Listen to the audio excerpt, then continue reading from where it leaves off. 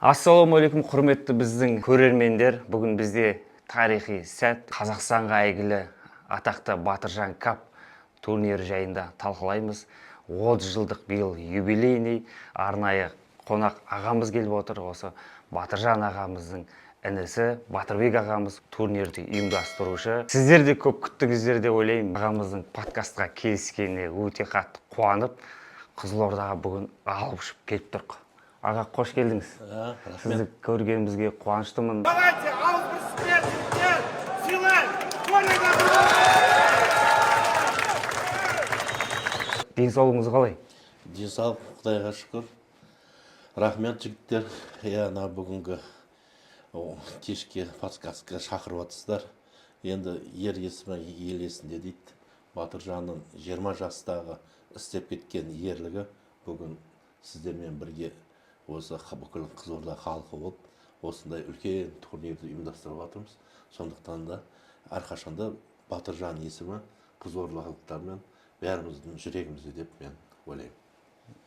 Анау енді көрермендерге айта кетейік, ақпан айында біз үшін жылда енді мерейтой ғой. Біз үшін той, Қызылорда халық үшін, көрермендер үшін, жанкүйерлер үшін үлкен той. Өйткені біз асыға күтетін осы Батыржан Кап турнирі кең көлемде, ауқымды түрде өткізіледі. Енді ағамыз жайлы қысқаша ақпарат бере кетейік. Ауған соғысының жауынгері, интернационалист. Бұған дейін жалпы енді 1965 жылы дүниеге келген, 20 жасында ауған соғысының жауынгері ретінде біздің есімізде қалып отыр. Осындай турнирдің енді республиканың көлемінде қазір тұрақты түрде өтіп келе жатқан деңгейі алдыңғы қатардағы турнирлердің бірі осы Қызылорда қаласында өткізіледі. Оны ұйымдастыратын біздің ағамыз. Жалпы дайындық қалай болып жатыр турнирге? Биыл енді 30 жыл. Енді 14 миллион деген ақша бұрын соңды болмаған ғой. Құдай қаласа, бұл турнир енді ағам бауырым болғаннан кейін мен жүрегімде. Бір турнир бітсе, 29 турнир бітсе, ертеңіне уже 30 турнирге дайындаламыз біз барымыз башында керек. Бұл халықтың бірге ұйымдастырып, бірге осындай дәрежеге әкелгеніміз осы халықтың арқасында. Халық поддержка береді, содан кейін бүкіл Қазақстан қуаны жаңағы бізді айтса, ой, Қызылордада осындай турнир бар деп қызығады.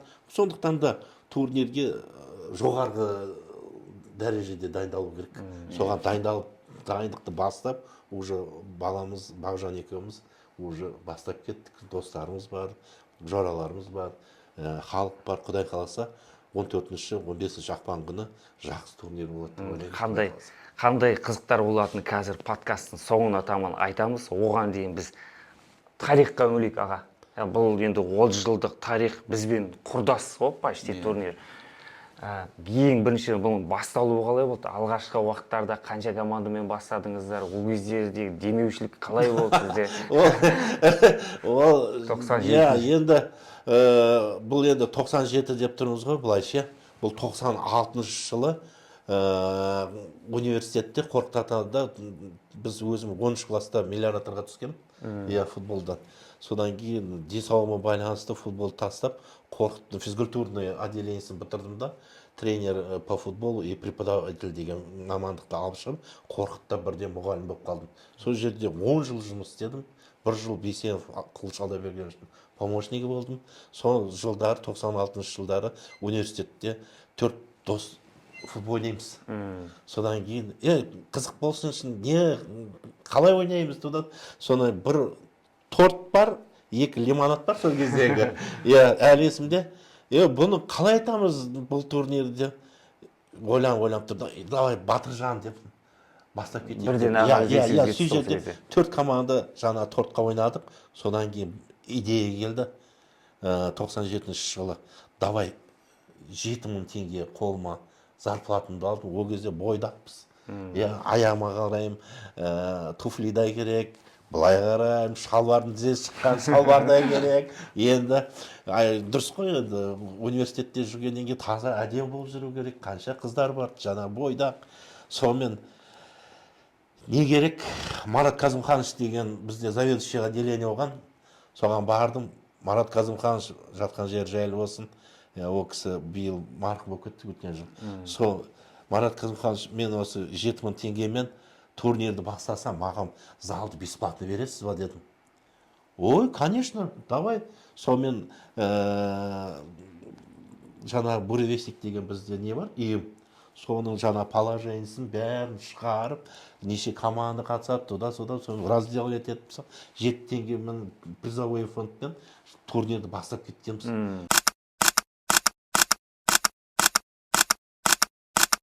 Ол кезде турнир деген қазіргі турнирдің правиланың біреуі жоқ.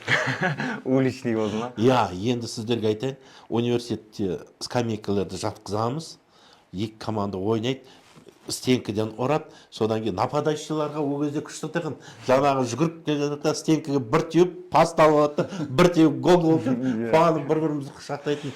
Сондай футболдарды ойнап, 97 жылы осы турнирді бастап кеткенбіз.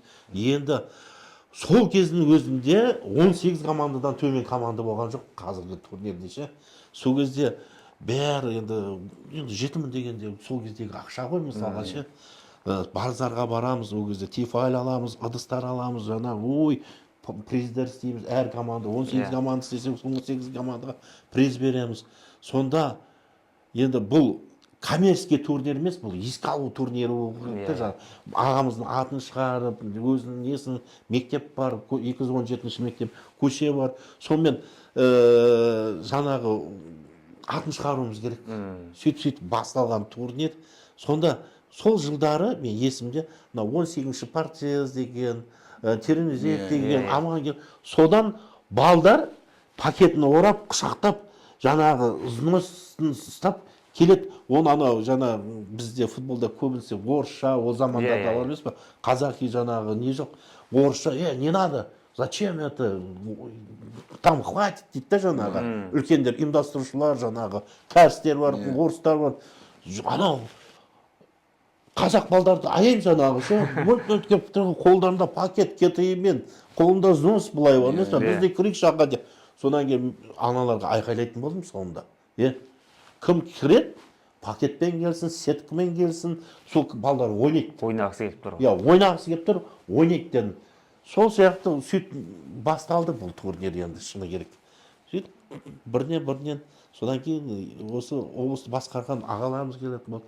Сол бірінші айтатын кететін, сол 96-шы жылы бізде Бердібек Матышбеков 97-лерде сол кісінің бастауымен үлкен көмек болды.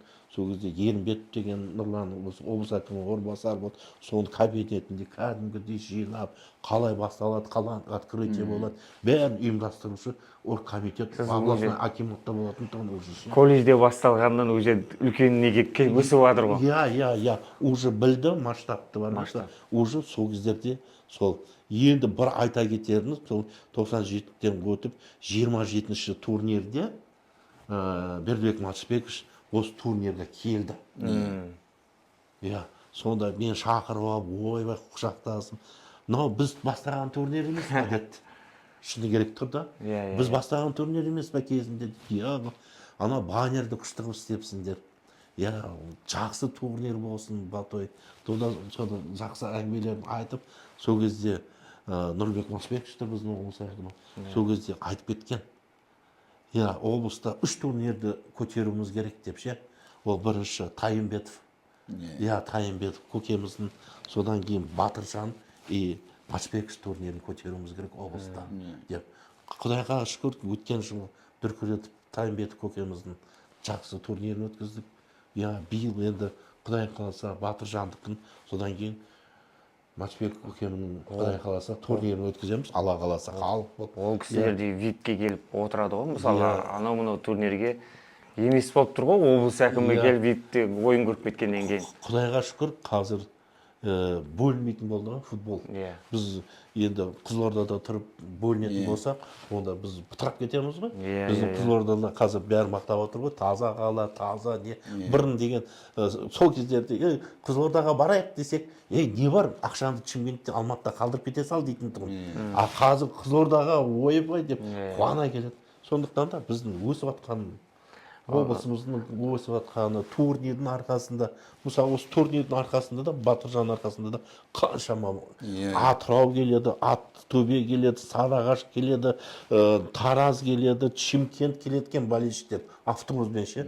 Мен соның ішінде жүгіріп жүріп, сол болельщиктердің келгенін білмейді екенбіз ше. Биыл енді осындай оргкомитеттер жинап бар емес па, сондай келген қонақтарға бір құрмет көрсетуіміз керек бар емес па, ту жақтан келген кезде елеусіз қалмау керек бар емес па. Бұл енді той деп айта алмаймыз, өлген адам артында ешқашан той болмайды ғой, бірақ еске алу турнирі болғаннан кейін бір естелік алып кетсе ма деген ойда бар. Бір кішкентай шығарған брошюркамыз болса да сол қонақтан алу керек деп мен өзім ойлаймын. Еске алу турнирі екенін білеміз ба, бірақ көрермендер енді олар үшін енді қуаныш қой. Олар асығып күтеді осындай республикада. Мен оны бір дәлел ретінде айтайын. Өткен жылы енді артында тұрамыз ғой. Енді көре алмай жатасың ғой, толық адам толық арасына кіріп көргім келіп жатады. Сол кездерде көргенмен батыстан Ақтөбеден 2 бала келіп көрген. Турнирде өстіп еститін едік осындай турнирді. Просто жылай өтіп бара жатқанбыз. Осы жерге арнайы 2 күн қалып осы турнирді көрейік деп едік, көзімізбен деп тұрды. Енді ана енді қонақ қой, отырғызғың келеді, бір жерге отырғызайын десең, адам дейтін толып тұр. Осы жерде ыңғайлы, біз тұра береміз, көреміз дейтін. Ана жақта камераның жанында тұрды. Сол көзді көргенмін, шынымен. Алдыңғы жылы біздер Қазалдан мен чат аштым. Осы турнирге асығып келетіндер бар, кәдімгі арнайы чат ашып, WhatsApp-тан Батыржан кап дедім да, давай бәріміз осыған тіркелейік, Қазалдан баратындар. Осы бір группада болайық. Ертең Қызылордаға барғаннан кейін біреуінен квартира таппай жатса, біреу такси таппай жатса, бір-бірімізге көмектесерміз деп. Сол кезде бір түннің ішінде 101 адам кірді ғой ана группаға. Сол группа әлі бар. Жақсы. Бәрі жиналып. Бізде енді биыл 30 жылдық деп жатырық қой аға. 30 жылдық қазір менде абзал бір қызық не болып тұр. Қызық бар. Бірінші адам білесіз, бұған дейін білесіз ба, сол уақыттан бастап қанша команда, чемпион болған командалардың атын білесіз ба? Мен соны айтайын деп тұрмын ғой. Ағамыз есінде барын білейік та бірінші. Бізде бар тізім. Енді 97-тен бастап енді бір нәрсені айта кетуіміз керек. Ағасы бардың жағасы бар, інісі бардың тынысы бар деген позиция, ол менің өзімнің алма қойған девизім бар емес па. Сондықтан да біздің Қызылорда облысында мини футболдың дамуына бірінші үлесін қосқан, және осы дамуына үлкен үлес қосқан ол Болат ағамызға Көшербаев. Енді бір жаман жағдайлар болды, оны кешіріп алып, анау дейтін жағдай емес ол. Мен кішкентаймын, мені бөкен көріп отырса, аға, ассалаумағалейкум деймін. Одан ешқандай артып кетсем, кешірім де сұрап қоямын. Ағамнан кешірім, құшақтағанымнан ешқандай мен кішірейіп қалмаймын. Сондықтан да биыл Болат ағамызды өзім арнайы турнирге шақырғым келіп отыр. Келіп отырсын. Онда еңбегі бар адамдар. Екеуміз ешқандай ұрысқан жоқпыз. Ол моменттер футбольный моменттер ғой. Сондай ситуация болып қалған футбольный момент. Сондықтан да мен сіздерге айтайын, осы Тұрар деген команданы ашты. Премьер-лигада ойнады. Өзі тренировка істеп, осы университеттен бастап сол кісі басқарып, Тұрар деген команданы 4 жыл ма 5 жыл басқарып жүрді. Сол Тұрар командасы 3 рет жеңіп алды біздің турнирді. 3 рет жеңіп алды да кубокты мен Москвадан үлкен кубок істеткенмін. Ішінде суреті бар. Сол көкеміз алды да мен 3 рет жеңіп алдым. Кубоктың өзінің несі бар, правиласы. Кім 3 рет ұтып алады, сол алады деп көкем өзінің кабинетіне қойды. Бірақ Тұрар 5 рет алды.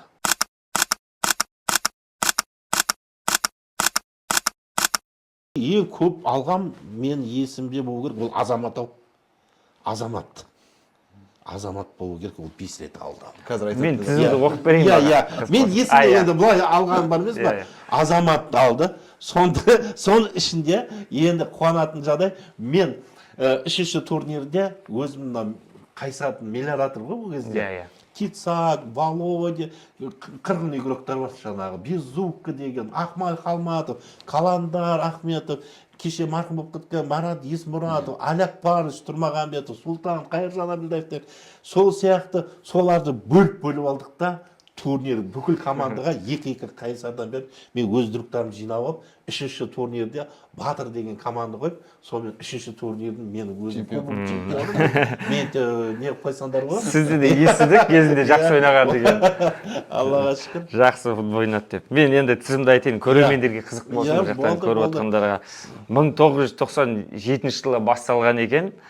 Ең алғашқы чемпион Петро Қазақстан. Одан кейін 98 жылы Петроқазақстан 2 рет. Иә. Үшінші рет 99-да Батыр командасы сіз жеңіп алыпсыз. Тоқтатты олар. Одан кейін 2000 жылы Динамо жеңіпті. Динамо бар. 2001 жылы Петро жеңіпті тағы. 2002 жылы Динамо жеңіпті. 2003-тен бастап 2008-ге дейін 2003, 2004, 2005, 2006, 2007, 2007 5 жыл қатарынан Тұрар алды. Тұрар алған, иә. 2008-де Орион алыпты. 2009-да қайтадан Тұрар алған. 2010-2011-де Азамат алыпты. 2012-де Энергетик алыпты. Ол кезде Тұрсағұлов ойнаған. Иә. Тұрсағұлов үздік ойыншы болып кеткен ба? Иә, үздік ойыншы болып. Тұрсағұловтар ойнаған. 2013-те Орион алыпты. 2014-2015-те Азамат алған. 2016-да Олимп Версаль алған. 2017-де Ынта. 2018-де Азамат. 2019-да Зенит алған. 2020-да Карантин. 2021 Отбасы банк. 2022 Асыл. 2023 Арафат. 2024 Асыл. 2025 Муслим. Осындай бізде енді көреміз кім чемпион болады. дерек бар. Қалай, аға, дұрыс па айтуы бәрі? Дұрыс. Жақсы зерттегенбіз ба? Өте грамотно. Иә, жақсы. Енді сіз енді осы командалардың ішінен ең ерекше өзіңіздің есіңізде қалған 3 команданы және де 3 демейін бір топ 5 ойыншыны айтыңызшы, есіңізде қалған. Енді Болады ғой енді иә, бұл өзіңізге қиын қатты. сұрақ, былай бар емес па? Ешкім ренжиді деп ойламаймын, бірақ енді. Дұрыс сұрақ, бірақ мысалға мен бұл турнирде бар емес па? Ой, жарты футбол көрдім деп ойламаймын. Мені аняқа шақырады, Құдай істейсін, арасында кезінде концерт шақырған кездеріміз болды, бар емес па? Осы турнирді неге жібересін да, бастауын свисток бересін да, уже мен залдан шығып кеткен күндерім болған уже. Жұмыс ұйымдастырып, енді бұның қаншама қонақтары келеді, достары келеді, қарсы алу керек, шығарып салу керек. Содан кейін бұл турнир болғаннан кейін біз қазақпыз, Құдай жол беруіміз керек. Жаңағы бірінші кездерде ресторандарда бердік, мешітте бердік, кафелерде бердік. Соны ұйымдастыру бар емес па? Ол бір адам бір істі бастағаннан кейін аяғына шейін апармаса, біреу ортасында шалағып жүреді. Сондықтан да мен ойбай қырғын футбол көрдім. Көрсем де ойын басқа жақта отырады ғой ше. Оны жаңағы призовой фонды дейміз, ойбай, не десе анаяқта раздевалкада төбелесіп жатыр, бір-бірінің жағасын ұстап жатыр, машинамен мініп сояққа кетесің мысалға бар емес па? Сондай жағдайлар көп бар. Бірақ жақсы ойын көрсеткен командалар көп. Иә, әр жылдың өзінің стилі бар, өзінің ойнау тәсілі бар, командалар бар. Сондықтан да мысалға айтуға болады, ең жақсы команда ол Азаматты айтуға болады. Бес дүркін чемпион. Иә, 5 дүркін чемпион Азамат Аман деген өзінің қажайыны бар. Оның кабинетіне бар, осындай бір подкаст алуларыңызға да болады. Кабинетіндегі ойба, оформить етіп, неше түрлі кубок, соны қай жерде кім гол салған, бәрін біледі жаңағы кісін. Ол бар. Содан кейін жаңа айтқан ағамыз Бөкеннің командасы Тұрар бар, жақсы команда.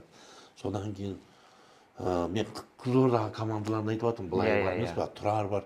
Содан кейін Орион деген команда бар. Дима деген карс бала, біраз біздің қазақ балдарға демеушілік істеп, осы балдардың біраз футбол ойнауына көмектескен. Сонда Дима деген Орион командасы бар. Енді Динамо бар мысалы, бар емес па? Кезінде Асыл деген ағамыз болған, ояқта Қуан деген қазір Қалматовта сояқтан шыққан Ақман Қалматовта.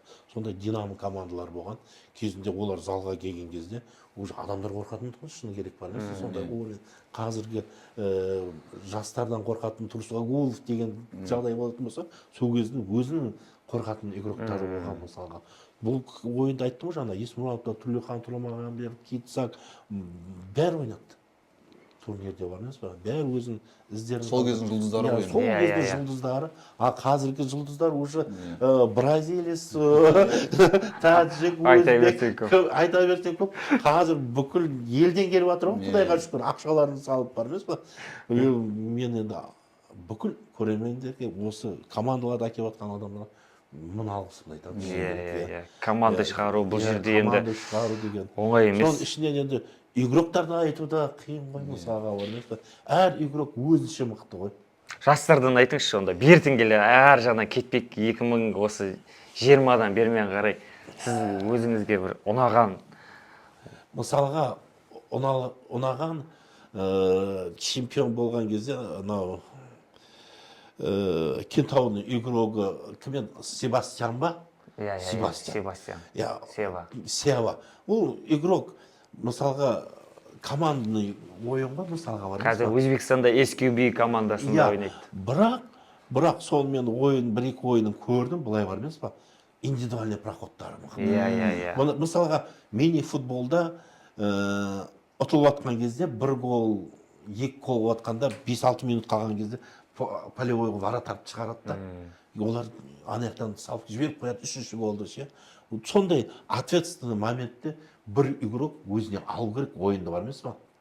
Жаңағы ше. Вот сондайға мен өзім лично көрдім. Алтын Айдарлы неде Сүйхун емес біздің ар жағымыздағы кімет Қайзал еді бізде. Абылайханда ойнап атып жаңағы 5-1 ма ұтылып атты ғой.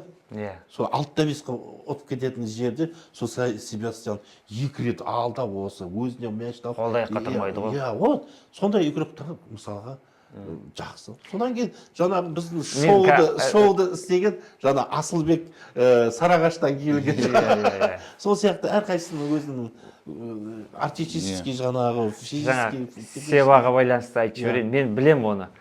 Алтын Айдарлыға Сева келгенде Евразия спорт кешенінен сол кезде Батой ағамыз қанша көрермендер жақтан түсіп, сол кезде ой мой красавчик деп сол Севамен ерекше амандасқаныңыз менің есімде. Сол мысалға әр адамның бір өнері болады ғой. Біреу әнші бір өлеңді қатты айтып шықса, молодец десең, футболда да сондай бір өзің.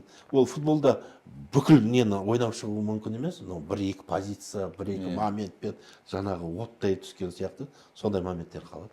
Сіз енді бағана подкаст басталмай жатқанда айтып жатсыз ғой, осы турнирге келгенде көп жас командалар қорқыншақтап, аты жаңа мықты командалар биосфера анадан мынадан қорқып келмей қалып атады деген сияқты. Енді сіз осы неде тарапта тағы бір айтып жіберіңізші, балдарға бір мотивация болсын, қорқпасын, келсін, ойнасын. Мысалы, Кентауды премьер қылып алдыңыз бағана. Жас балдар келді да, Кентаудың балдары 3-ші орын алып кетті. Жарқ кетті сол кезде. Сева, Лес кімде ойнайтын да. Енді бұлай ғой. Біз не дегенмен пендеміз ғой, адамбыз бар емес па? Ақшаны жұмыс істеп табамыз. Содан кейін біреу ойлайды, 250 мыңды турнирге салып жүргенше дейін, мынағында бір жамауды біте салайыншы дейді. Сол жамау мен турнирдің ортасында 10-15 бала қалып қояды. Таланттар.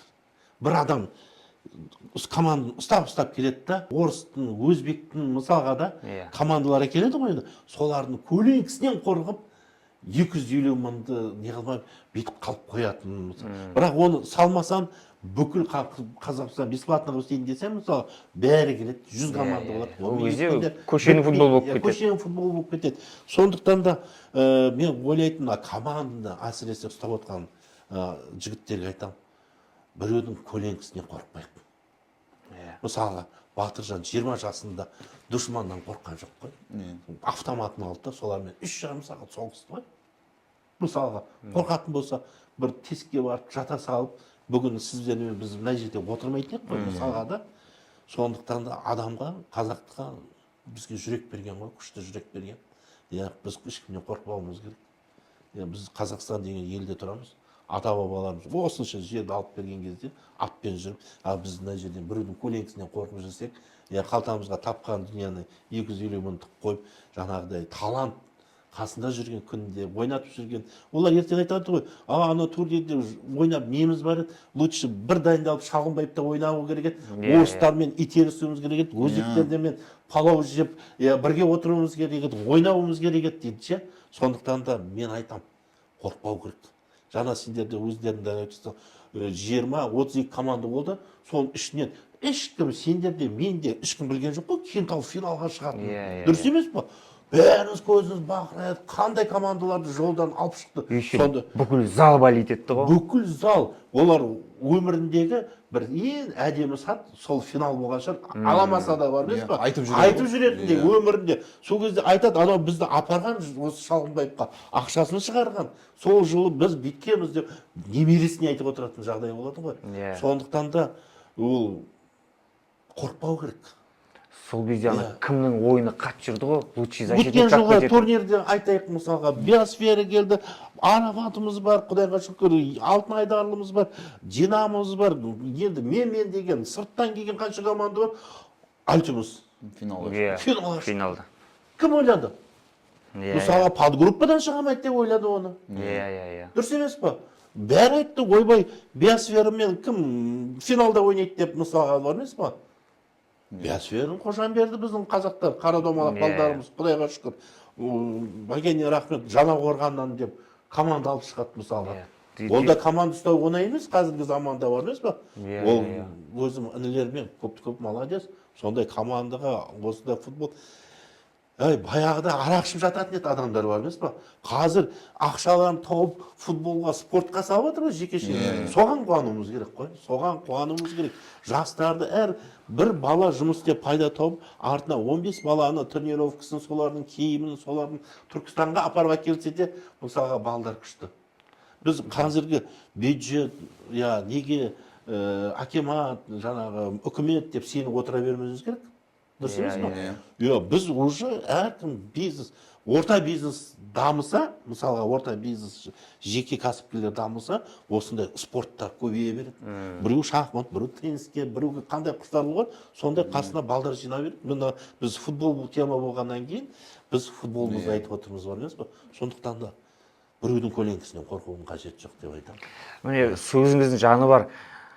Мысалы осындай Батыржан кап турнирінде бүкіл Қазақстан уже көз тігеді ғой бұл турнирге. Сол жерден жас таланттардың уже көзге түсетін моменті. Скауттар қарап отырады, оны қаншама біздің қазір первый лига бар, премьер лига бар ойнап жатқан ойыншылар. Осы турнир арқылы да бағы жанып кеткен жігіттер қаншама мысалы осындай турнирлердің. Соның біреуі өзіміздің Қызылордан балдары бар. Жандос бар біздің Моңғол. Кеше қана турнирлерде осындай кішігірім лигаларда ойнап жүрген бала, қазір Қызылорда футзал командасы құрылып, соның капитаны мысалы. Опытпен келеді барлығы осындай қатысып. Сол себепті командалар келіңіздер, қорқпаңыздар. 32 команда бізде тіркелу басталды. Қазір әлі командалардың кіруге мүмкіндік бар ағай, Бар. Көбісі жама-жам 2-3 күн қалғанда жанығады ғой. Ойбағай, содан кейін бізді қоспады деген тағы әңгіме шығады. Сол себепті қазірден бастап қозғалыңыздар, кейін сіздер өкпелемейсіздер. Өткен жылы қызық болды. Ең айтпай қойын команда екен. Түн ортасында алтыда Бағжан, брат, мұны аударып жіберейінші деп бірінші команда болып тіркелді. Содан кейін біздің бір кемшілігіміз командалардың аттарын кетіп қалған ғой. Содан ана көрді, қайтарып берші деді. Бағжан қайтарып бер. Содан кейін бір орын ашық қалған. Содан мен айттым, қазір көрейік бір қатты командалар кездесіп қалды. 32 команда толды. Бір кезде анау бала звондайды. Бағжан, қош, мен Бағжан айтады, болды уже 32 балам айтады, 32 команда толды, біз сені аламаймыз, содан десе, 500 мың беремін, мені алшы дейді ғой. Сонда жаңа 250 мың беріп кіріп тұрған команда ғой, мысалға. Ол да жаңа көбірекілерін қорқытты да, бірақ ана 15 бала қоймаған ғой, ойнайық қасындағы барайық деп. Сол сияқты 500 берейік, кейінен двойной ақшасын. Двойной ақшасын тұр, бірақ орын жоқ. Сондықтан да ертерек қозғалу керек. Енді биыл 32 командаға толса жақсы болады, Құдай қаласа. Бұйыртса жақсы турнир өткіземіз, Құдай қаласа. Бәріміз бірігіп. Мен уже примерно командаларды біліп отырмын. Қай команда қандай составпен келе жатқанын енді оны айта алмаймын. Бірақ бомба составтар келе жатыр. Бұл юбилейный 30 жылдық кубокты, тарихи кубокты алып алуымыз керек деп енді бәрі таласады деген ойдамыз.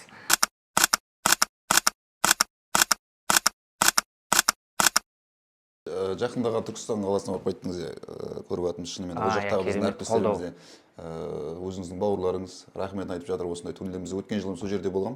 Ойын жүргізіп отқан кезде ағамыз Түменге келіп сол жерде ағамызға арнайы сыйлықтарын беріп, содан кейін ағамыз ол жігіттерді өздерін осы турнирге қонаққа шақырып, Бекзат Саттарханов атындағы Бекзат Кап турнирі. 16-17-18-де ертең Түркістан қаласында болады. Ағам сол жаққа арнайы барып қолдау білдіріп, кеше жігіттер рахметін айтып жатыр.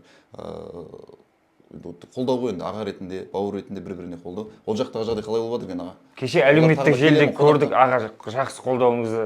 500 мың теңге ақша сатып Қалай дамып кеткен тез-тез. Мен риза болып қалдым. 500 мың теңге.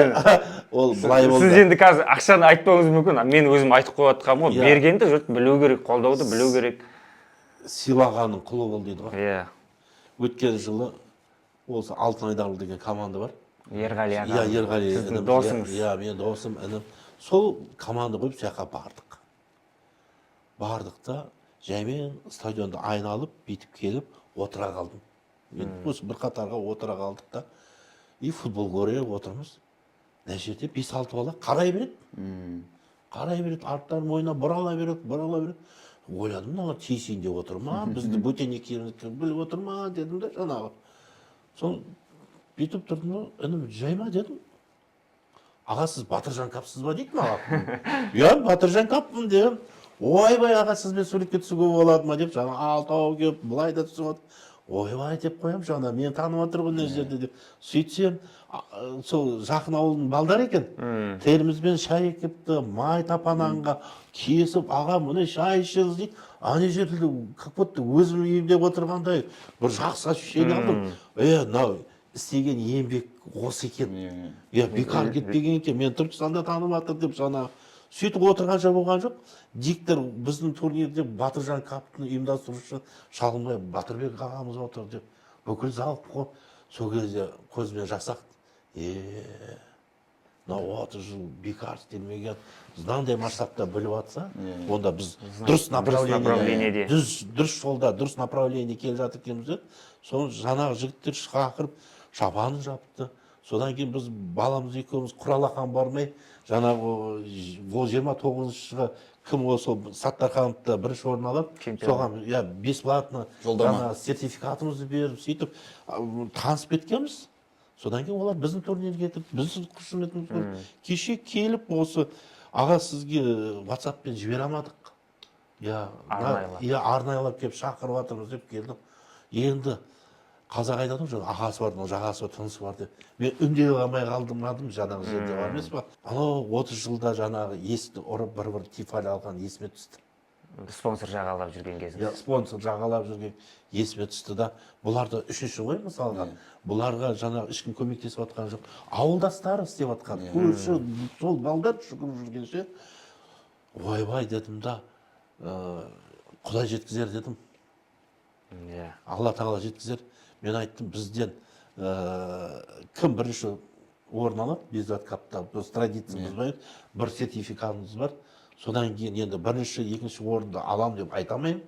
Бірақ 500 мың ақша біздің фондтың атынан мен ертең турнирге апарам деді. Ол да болса біздің Қызылорданың атынан сол Түркістан облысындағы ағамызға берген садақамыз дейміз, мысалға, дұрыс емес па? Оның арасында мен ғана емес қой, мұны осы Батыржан Капта кім үшін, соның атынан береміз. Жалпы Қызылордалықтың атынан Алла тағала береміз. Дұрыс емес па? Сондықтан да ол турнирге де спокойно кіріп, спокойно шығуымызға болады. Бекзат ағамыз да риза болып жатқан шығар. Олимпийский чемпион жас кетті ол ағамызда. Небәрі 18 жасында ма, 19 жасында ма? Сидней Олимпиадасының чемпионы. Біз мысалға да былай ғой, спортта бар ғой, мен шамалы қарным ашиды. Неге дейсіздер? Бізде олимпийский чемпиондар көп емес қой. Солар чемпион болғанда жалауымызды алып, бір немісті жеңгендей салютымызды аспанға айқайлаймыз. Бір шамалы аяқтары тайып кетсе, дым білмеген, соны танымай да қалады мысалға, бар емес па? Анау ғой деп көрсетеді. Сонымыз дұрыс емес мысалға.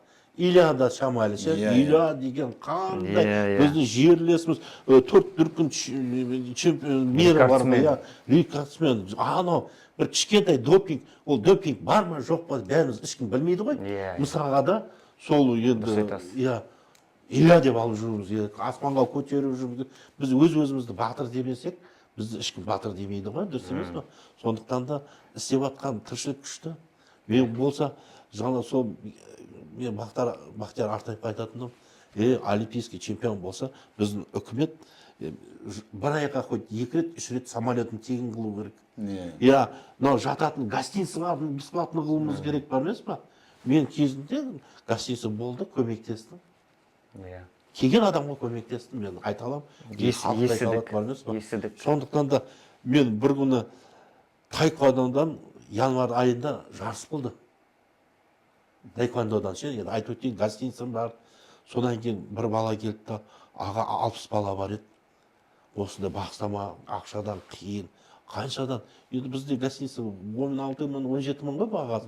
Соны 5 мыңнан көмегім болсын, бір 3-7 қой дедім да, бердім. Енді қарасам, ана балдар аш. Азында мен балдарым сияқты поварға нан алдыртам, жаңағы 20 буханка май алдыртам, жаңағы балдарға бар емес па?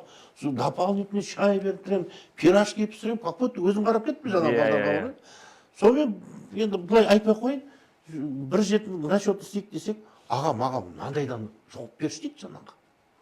Ойбай, ана су мұны қарасам, сенмен бәрімізге жететін су, сол гостиницадан қуып шықтым мен. Түсіндім. Вариант. Мынау балдар неге апельсин жемейді, ақшаға банан жеуге болады ғой, мысалға бар емес па? Банан жеуге болады, стейк жеуге болады, анаған бар емес па? Сондықтан да балдардан аямауымыз керек қой. Өсіп жатқан балдар, сондықтан да ол бір Чимкенттен ба, келген командалар тұр, Чимкент ба, Түркістан ба. Сондықтан да қазір бүкіл жақсы нәрсе бар ғой. Аллаға шүкір. Балдарға салуымыз керек. Балдар, жастарымыз тәрбиеленіп, жастарымыз күшті болса, фундамент мықты болса, Құдай қаласа жақсы боламыз. Енді қайта турнирге келейікші, биыл 30 жылдық турнирге біз жеребе күні 13 күн өткіземіз, полный. Құдай қаласа. Полный жеребе күні. Сосын жылдағыдай ойын 4 жерде болады. Евразияда болады, Шанхайда болады, Цейхунда болады, сосын Шұғылада болады. Осы қазірден бастап шұғыламен кезіп қойып. Шұғыла бар екен, жақсы. Осы 4 жерде болады. Сосын біз бірінші күні групповой деп бітіреміз, сразу 1-8 бітіріп таймыз, ол жылдағыдай. 1-8 бітіріп, ертесінен 1-4-ке соны нақтылап алайық деп жатқанбыз ғой. Сосын тағы да бір қызығы, бұл бізге де жалпы, біз білеміз ғой, көрермендерге қызық, өткендерді біз анау ютубта ойын жүргізіп отырсақ, ЛФТ астынан мен арасында айтып отырамын, осындай уақытта ертең осындай біздің ауқымды турнир келе жатыр, осындай асыға күтетін турнир келе жатыр, сол кезде жазады. Жалпы қазір енді Евразия кіру қалай болады ертең, билетпен бола ма, билетсіз тегін бола ма деп сұрайды да. Сол жөнінде өзіңіз қысқаша айта кетсеңіз. Бұл енді үлкен сұрақ. Енді қалай деуге болады, ше? Енді 30 жыл бесплатно тегін болып келіп, 30 турнирде ойбай мен адамды жинап алдым. Мен турниріме, біздің турнирге 5 мыңнан да келеді, 10 мыңнан да келеді. Болмайды. Мен мысалға бар емес па? Мен Бағжаным айтам, ұлым, менде бір өзімнің ойым бар. Бұл турнирді ертең халық өзі спонсор болып, өз алып кететін турнирді істеу керек деймін ғой. Ол қалай дейді да, папа? Мысалға, қазір мен 2 мыңнан билет сатуыма болады. 2 күнде бір 6-7 миллион істеуме болады мысалға. Ол сенде, менде ешкімде құтқармайды ғой, 7 миллион бар емес па? Сондықтан да біреу балдары келеді, 2 мың табамай далада февраль деген ай, ақпан ай деген қыс мысалға, далада тоңып қалып сүмендеп жүреді ма, ішке көре алмай қалады. Мысалға да сондай жағдайды ойлайсың, әркім қалтасын ойлайсың. Мен содан кейін ойлайтын, Бағжан, бетейік. Мысалға, әр адам келді ма, отырды, удовольствие деген нәрсе бар ғой. Ләззат алды. Батыржанның жаңа садақа береміз деп, мысалға Каспийге бар ғой мысалға. Бірінің шамасы 500 теңге болар. Бірінің шамасы 5000 теңге болар бар емес па?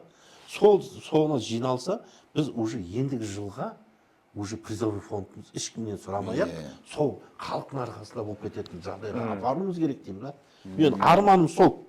жаңағы келген 5.000 адам болсын, 4.000 адам болсын, Каспийге алып ана жерде жазылып тұрса, ешкім білмейді. Санаға деп лақтырып жүр. Соған түссе мысалға, мен айтам, ендігі жылға, мен жасырмаймын, ендігі жылға осындай ақша түсті. Құдай қаласа, первоначальный взнос бар. Бізде де фонд бар, фонд жұмыс істеу керек. Маған көбінесе келеді, балдар форма бар ма, ағай анау бар ма, содан кейін детский футболда кетіп бара жатса, әрқайсысына 50 мың, 100 мыңнан көзің шама шарқын қалған соң балдар білет, көмектесіп тұрамын. Келген адамды ренжітпеймін дейсіз ғой. Қолым қалтам көтергенше дейін, соған беріп тұрамын, бермеймін демеймін, беремін. Алла тағала маған жұмыс берсе, мен тапқанымды табысымнан сол балдарға көмектесемін.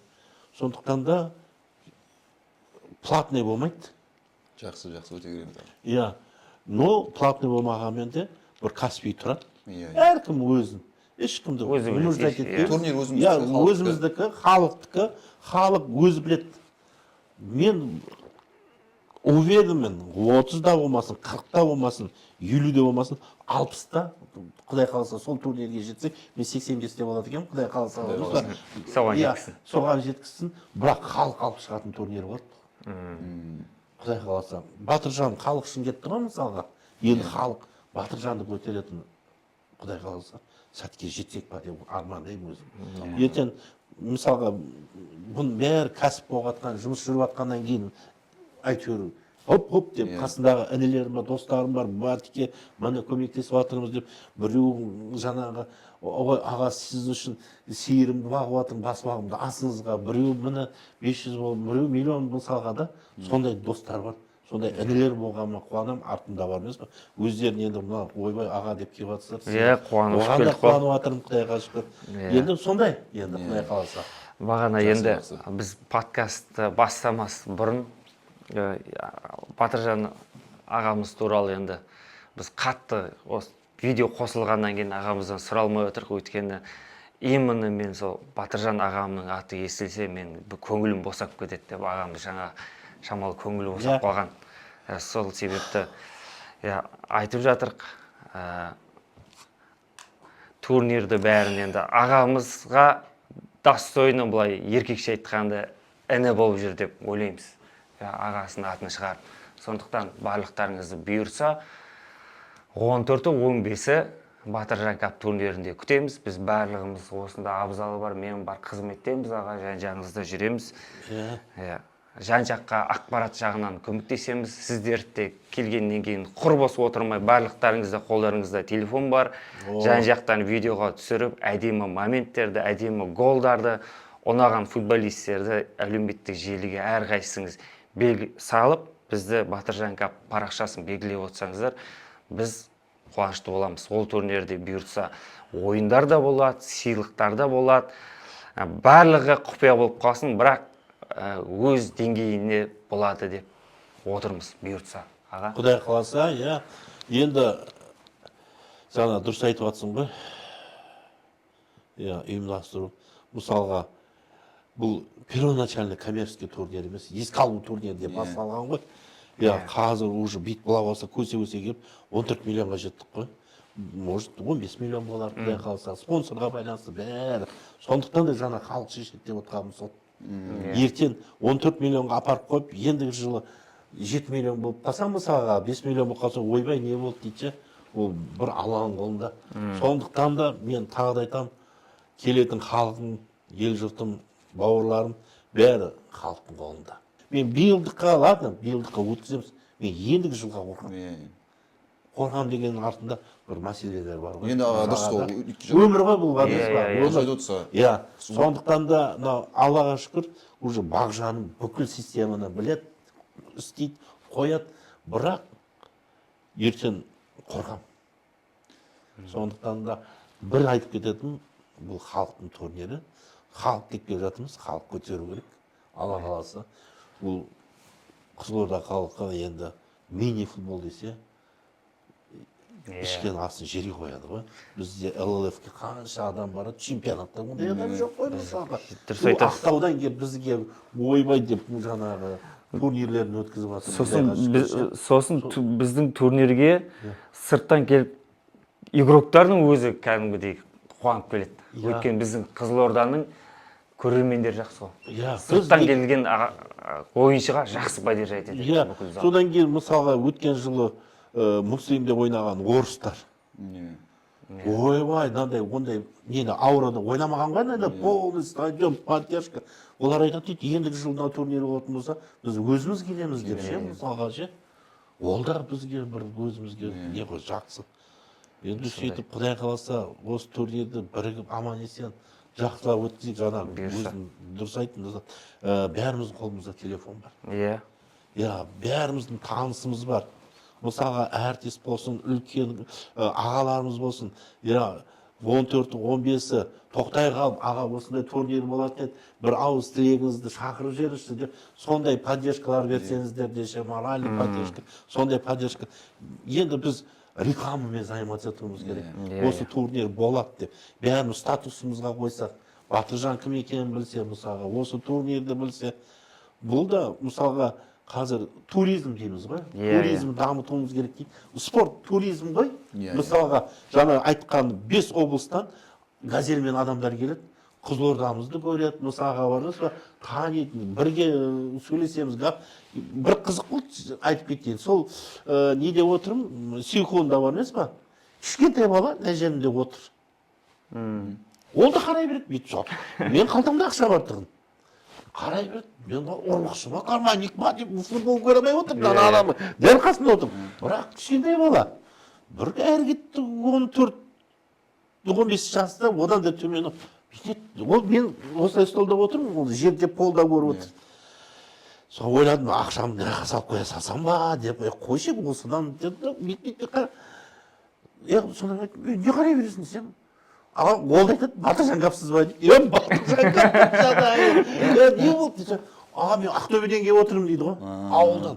Сіздің турнирлеріңіз болған кезде бүкіл ауылдың балдары болып дейді. Жаңағы қырда Ақтөбе деген ауыл болғандай.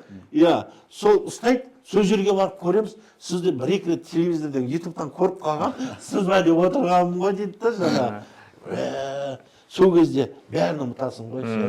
Сол кішкентай бала сені танып, сол турнир арқылы осы турнирдің авторитеті көтеріп жатқан кезде, бәрі шығып кетеді екен. Сондықтан да Батыржан жатқан жер жайлы болсын дейміз.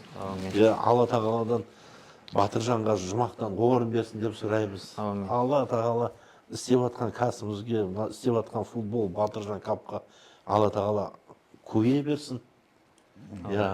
Сендерге рахмет, осында студияға шақырып Батыржан туралы сұхбаттасайық дегендеріңізге. Енді бірігіп көтереміз, Құдай қаласа турнирді. Сосын сөз соңында турнирден кейін, осы кезде алдын ала мен өзім айтып қойын. Турнир біткеннен кейін болмашын нәрсені, бір проблеманы іліп алып, соны мынадай әңгіме айтылып жүретіндер болады. Соларға айтарым, сендер ондай әңгімені қойыңдар, бірінші осындай турнир өткізіп көріңдер. Ойлан, бұл жерде 14 миллиондық турнир болайын деп тұр. Бұл 14 миллиондық турнирдің ар жағында қаншама қара жұмыс жатыр. Кухняның біз тек сырт көрермендер ойынды ғана көріп, әдемі жерді ғана көреміз, бірақ оның артында қаншама жұмыс жатыр, қаншама адамдар жұмыс істеп жатыр. Барынша осы турнирдің минусын көрсетпек деп жұмыс істейді ол жерде адамдар. Ал сол жерден кеткен кішкентай қателікті сіздер ертең үлкен әңгіме қылып айтпай, қалай айтсам болады, жақсысын көріп, жаманын не істе дей ма, көзің жон дей ма, жасырып, сондай. Егер қателік кеткен кемшілік болса, жаймен келіп, ұйымдастырушыларға соны айтсаңдар, болды. Бірақ оны мынандай қылып әңгіме айтып, алдын ала айтып алыңыз. Енді Құдай қаласа, бір жыл шыдасақ, бізде де Қызылорда арена салынып жатыр ғой. Алла тағала сол күнге жеткізсін. 2700 адам отыратын орындық бар дейді жаңа жеткізші. Сода өткізсек, Құдай қаласа турнирді. Енді биыл үлгірамай қалды. Құдай қаласа, облыс басшылары Құдай қаласа, ендігі жыл, осы жылдың аяғында ашса, Құдай қаласа 31-ші турнирді шақтыр сесек, Алла тағала күшті болады. Сол күнге жеткізсін Алла тағала. Бізде де арена болады Құдай қаласа. Ол күнге де жетеміз.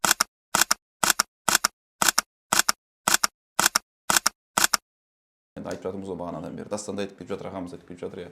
Тоным жаман болғанмен жағам жақсы дейді, өзім жаман болғанмен ағам жақсы дейді. Сол секілді артында ерген аға інісі осы Батой ағамыз деп таниды ғой көбісі енді. Батойға өзіңізге көп рахмет, осындай турнирдің өтуіне ұйытқы болып, көрермендерге осы турнирді сағынатындай жағдай жасап отырғаныңызға. Тағы да айтып қалып жатсыз. Шын расында 14 миллион теңге деген қаражаттың деңгейін ұстап тұруды оңай емес. Оның артында жаңа айтып отырсыз, өзіңіздің де, Бағжанның да, балаңыздың үлкен күш жатыр, қара жұмыс жатыр. Сол үшін тағы да бір көрермендердің атынан осы турнир үшін тағы да ағамызға бір алғыс айтамыз. Осы подкаст шыққаннан кейін Орта әңгіме YouTube каналында, Форблог Дастанның подкаст каналында, Instagram каналында, парақшасында, сосын Батыржан Каптың инста парақшасында барлық мәліметтер салынып отырады. Сондықтан барлық жерге бөлісіп, максималды түрде таратып, комментарий жазып, қатысатын командалардың егер жөн жобасын біліп жатсаңыздар, кім чемпион болатынын алдын ала жазып қоя беріңіздер. Біз ары қарай өзіміз баяндай береміз. Комментарий жазып берейік. Сол жерде барлық жерде боламыз. Егер ұсыныстар болып жатса, Батыржан Кап парақшасына, Instagram парақшасына, сол жерде нөмір көрсетілген, сол жерге барлығын жаза берсеңіздер болады. Қазірден бастап Батыржан Кап парақшасына тіркеліңдер, подписчиктер санын көбейтейік. Міндетті түрде біз бағана Бағжанмен сөйлескен уақытта айтты, подписчиктердің арасында міндетті түрде сыйлық берем деді. Тіркелгендердің арасында. Сол себепті қазірден егер тіркелмей көріп жүрген болсаңыздар, тіркеліп кетіңіздер. Енді мысалға ол бірінші жылда келмейді екенше ойға. Жаңа 7 мыңмен бастап кеттік. Мұны уже 14 миллионға жетіп жатырмыз. Мен енді мысалға мен сияқты, біздің отбасы сияқты бір осындай шара басталар кезде ойлану керек екен. Есте қалатын бір памятный заттар беру керек екен. Мысалға мен 30 жыл бұрын бір есте қалатын адам киіп жүретін, тағып жүретін бір заттар бергенде мысалға, сол адамдар келіп, мынау балдарға көрсететін, бірінші турнирде біздің алған затымыз деп, мысалы сағатымыздың ішіне. Сондай, сондықтан да сондай памятный заттар болу керек екен. Енді жаңа айтып отырсыздар ғой, бүкіл сыр еліне, азаматтарына көп-көп рахмет айтамыз. Семьямыздың атынан рахмет айтамыз. Енді биыл үлкен шара ұйымдастырып өткізуіміз керек, ауызбіршілікпен. Бейбітшілік заман болсын, балаларымыз аман болсын, ел жұртымыз аман болсын. Самұрған тыныштық жаман болсын. Жан жағымызда қазір қарасақ, түнде ұйықтасақ күндіз қорқатын болдық, мысалға ше, әр жерде соғыс қой қазір бар емес пе. Сондықтан да қазақ елім аман болсын, жұртымыз аман болсын, бейбітшілік болсын. Сондықтан да не дейміз, көп-көп рахмет. Турнирде кездескенше дейін келіңіздер, тамашалайық бірге, құдай қаласа турнирді. Жаңа тағы да бір айтылмай қалған не бар, соны айтайын деп отырмын, оны да ұмытып қалып отырмын. Құдай қаласа еске түсер еді. Бұйырса, турнир біткеннен кейін тағы да ұйымдастырамыз. Сол, давайте, рахмет. Сізге де рахмет. Енді бұл турнирде мысалға үлкеннен кішкентайына шейін келеді ғой. Сондықтан да құдай қаласа осы біздің мен ризамын. Бұл турнирді айтып өткен керек. Көп жағдайда облыс әкімдері бармайды. Біздің турнирдің бір жақсы жері біздің облыс әкіміміз Нұрлыбек Мұшбеков. Қала әкімі болғанда да келіп өзінің, мен сіздерге бір қызықты айтайын, осы қала әкімінен кейін Нұрлыбек Мұшбеков Астанаға жұмысқа кетті. Сол открытие 26 жыл турнирде ма, бәріне звондаймын, 3 күн келгісі келмейді жаңа турнирге ше. Звонда телефондарын көтермейді. Содан кейін Нұрлыбек Мұшбековтың телефоны бар еді. Нұрлыбек Мұшбеков, қалайсыз? Сіз кетіп қалып едіңіз, турнирге жаңа ашатын адамда келгісі жоқ. Ой, Батой, қазір мен звондаймын деді да, замына звондап, замын турнирдің біткенше дейін тұрады деп, замы келген. Сондықтан да облыс әкіміне рахмет. Ол кісі открытиесіне, закрытиесіне өтірік болса өздеріңіз. Менде YouTube каналында бар видеолары. Сондықтан да влогта. Сол кісі құдай қаласа келеді деп ойлаймын. Сізді шақырамыз, құдай қаласа. Енді облысымыздың басшысы келіп отырса, турнирде награждение берсе. Әрине. Қандай жақсы, дұрыс емес пе? Әрине. Еңбектің ақталған дейміз. Енді облысымыз, енді бәріміз осы Қызылорда үшін. Туған жерді көтеруіміз керек, туған жер деп жүрегіміз қазақ деп жүрегіміз ұру керек қой. Иә, иә. Қазақ деп ұру керек. Сондықтан да бәріңізге рахмет. Сізге де рахмет. Қазақ дами берсін, қазағы мықты болсын. Аумин. Иә, деніміз сау болсын. Аумин. Турнирді жақсы өткізейік, Құдай қаласа аман есен сол күнге жетейік. Рахмет. Рахмет. Иә, осымен аяқталды. Аяқталды. Иә. Болған. Рахмет. Егер тағы да айта отырыңыздар, турнир біткеннен кейін подкаст жасау керек болса, жасаймыз. Ой, Айтамыз. күшті әңгіме болды. Рахмет.